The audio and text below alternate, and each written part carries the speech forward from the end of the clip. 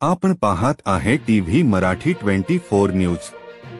शरद पवार भाजपासोबत जातील, संजय राऊतांचा सडेतोड प्रतिवाद। शरद पवार भाजपसोबत जातील, संजय राऊतांनी एका वाक्यात विषय संपवला। राज्यात दोन्ही राष्ट्रवादी पक्ष एकत्र येणार का, यावर चर्चेला चांगलंच उधाण आलं आहे। 2 दिवसांपासून संजय राऊत यांची विधाने चर्चेचा विषय ठरत आहेत। काल त्यांनी प्रफुल्ल पटेल आणि सुनील तटकरे यांच्यावर टीकेची झोड उठवली आणि आज त्यांनी स्पष्ट शब्दात सांगितलं, शरद पवार भाजपासोबत जातील असं आम्हाला वाटत नाही। जळगावच्या दौऱ्यात पत्रकार परिषदेत संजय राऊत यांनी दिलं स्पष्ट मत। शरद पवार हे शाहू, फुले, आंबेडकर यांची विचारधारा मानणारे नेते आहेत। त्यांनी यशवंतराव चव्हाण यांचा वारसा जपला आहे आणि अशा नेत्याने भाजपसारख्या धर्मांध शक्तींसोबत जाणं हे शक्यच नाही, असा ठाम विश्वास त्यांनी व्यक्त केला। ते पुढे म्हणाले, आजच्या भाजपने मराठी माणसाच्या अभिमानाशी खेळ केला आहे।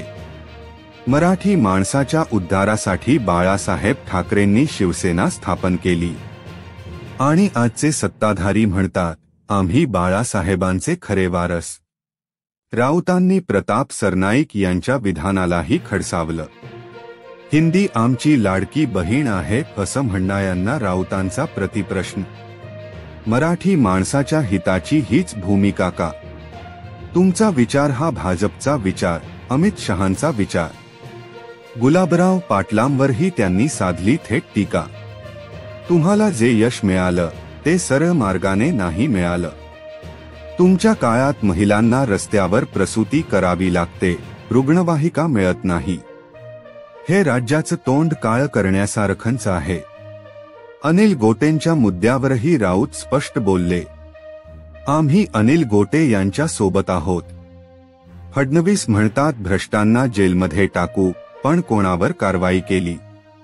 राजकारणात रोज नवे वाद, नवे आरोप प्रत्यारोप होत असले तरी राऊतांचं वक्तव्य एक गोष्ट स्पष्ट करतं, शरद पवार भाजपसोबत जातील ही फक्त अफवा आहे।